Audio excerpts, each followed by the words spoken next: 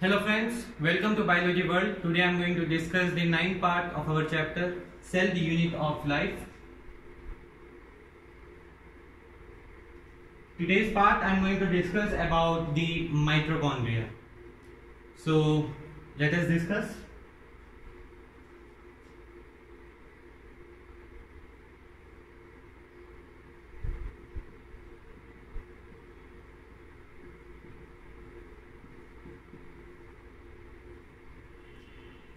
So we know that mitochondria is a cell organelle. Now the mitochondria, unless it is specifically stained by any type of dye, it is not clearly seen inside the cell. So if we want to see the mitochondria inside the cell, we have to stain the mitochondria with a specific dye or with some color. So unless specifically stained, it is impossible to see the mitochondria inside the cell.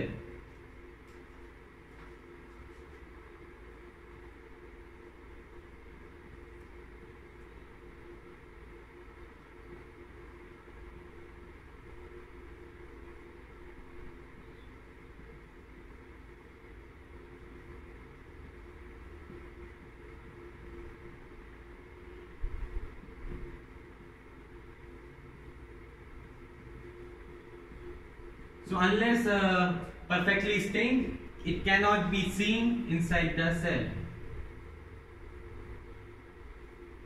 Now the number of mitochondria per cell vary, and it depends upon the physiological activity of the cell, that is internal activity of the cell. And the mitochondria also vary greatly in its shape and size. So the number of mitochondria per cell vary.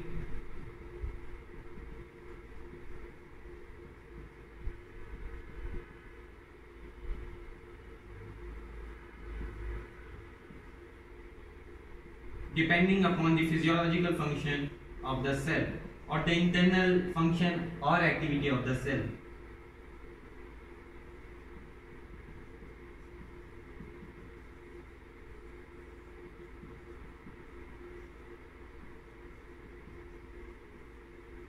And it also vary greatly in its shape and size.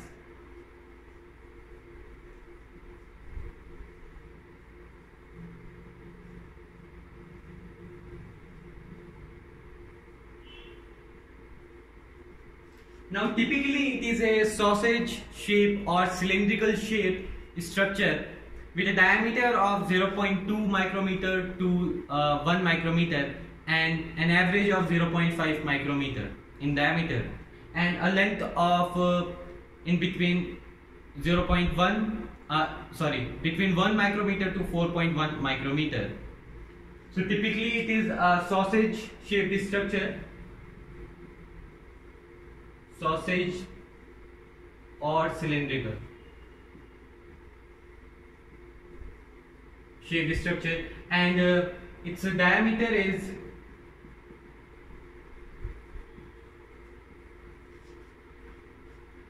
in between 0.2 micrometer to 1 micrometer, an average of 0.5 micrometer, and in length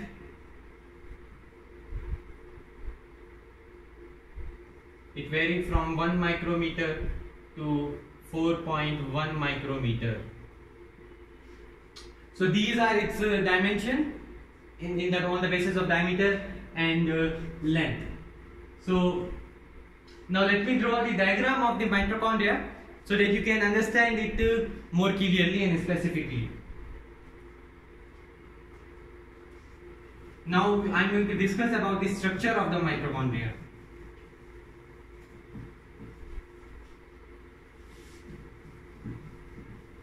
So a mitochondria, it looks somewhat like this.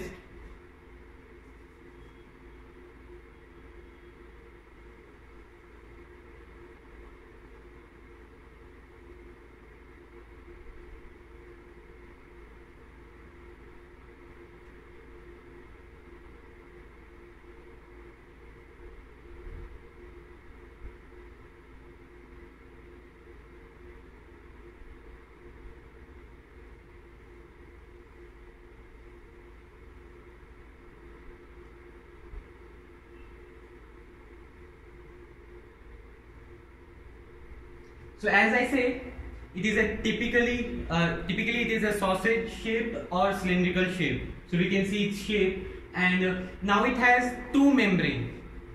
This right here is the outer membrane, and this right here is the inner membrane. So a mitochondria has two membrane, the outer membrane and the inner membrane. So these two membrane, they clearly divide the internal lumen or the internal space of mitochondria into two parts. The outer compartment is one space and the inner compartment is second space. What I am saying is that these two membrane, the outer membrane and the inner membrane, it divides the lumen, the space of mitochondria, into two spaces. One, the outer compartment, and second, the inner compartment. So this outer membrane, it's covered the space, this one. So this is the outer compartment and this is the inner compartment. Hence two spaces are formed. So this right here I can say is outer compartment, and this right here I can say is the inner compartment.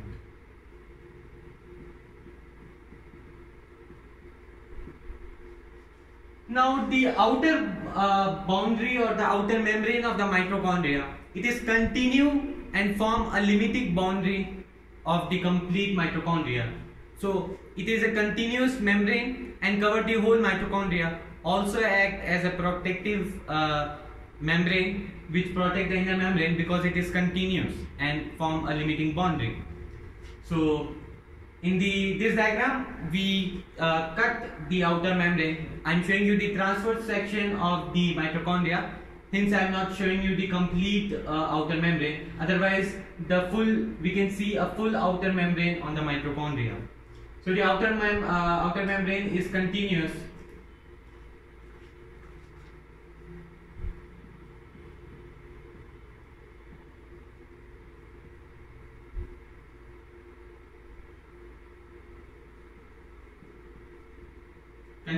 and form limiting boundary.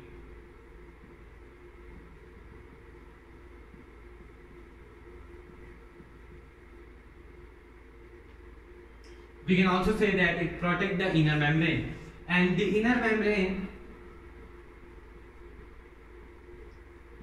Now many questions were asked from the inner membrane part of the mitochondria. Now the inner membrane, it is divided into a large number of enfoldings which we called as cristae. So the inner membrane is divided into large number of enfoldings. So this enfolding right here, these are called as cristae or strata, and this strata consists of a dense homogeneous mixture which we also call as matrix. So it consists of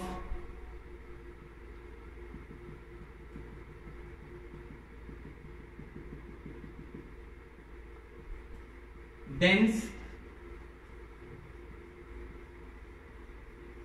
homogeneous mixture called as matrix. Now this matrix right here, it consists of few single circular DNA. It consists of RNA molecule. It consists of ribosome and some protein synthesis. Protein synthesis material. That is the material which synthesizes the protein, and one of that is ribosome because it also synthesizes the protein. So the inner compartment is divided into a large number of enfolding. We call those enfolding as the strata, and the strata is enriched with a dense homogeneous mixture called the matrix, and this matrix consists of the following things. So this is what we have included in the inner membrane. Now the two membrane, the outer membrane and the inner membrane, they have their own enzymes associated with the mitochondrial function. So the two membranes have their own separate the enzymes associated with the mitochondrial function. So let us talk. I am talking right now about the common two membranes.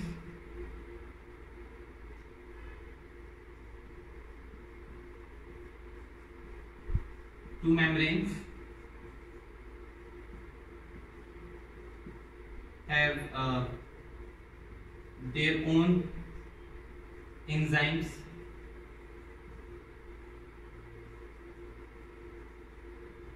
associated with mitochondrial function. So the enzyme of each membrane have their own function or mitochondrial function. So this right here was the structure and study of the mitochondria. Now the mitochondria is also known by another name. We call that as the powerhouse of the cell. So the mitochondria is also known as the powerhouse of the cell.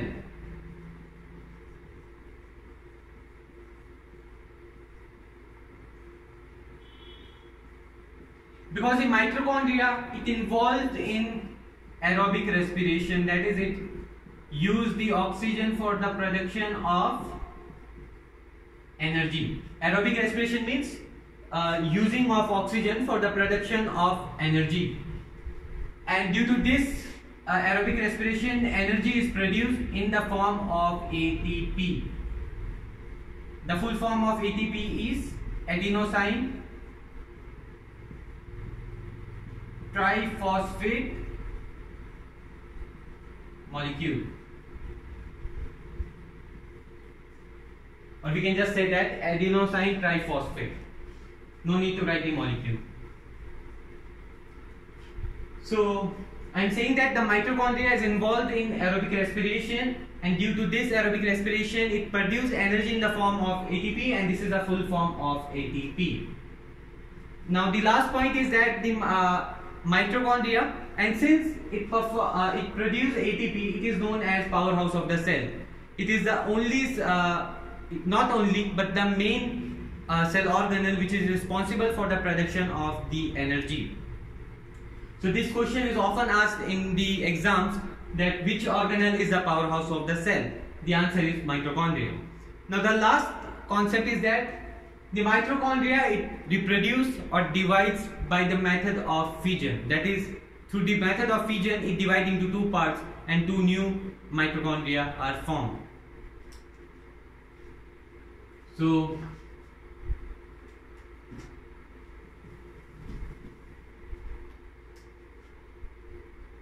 we can say divide or reproduce by the method of fission, and we know that in the fission a particular thing or material divide into two parts to give two organism. So this is the reproduction mode in mitochondria, and this is how they divide.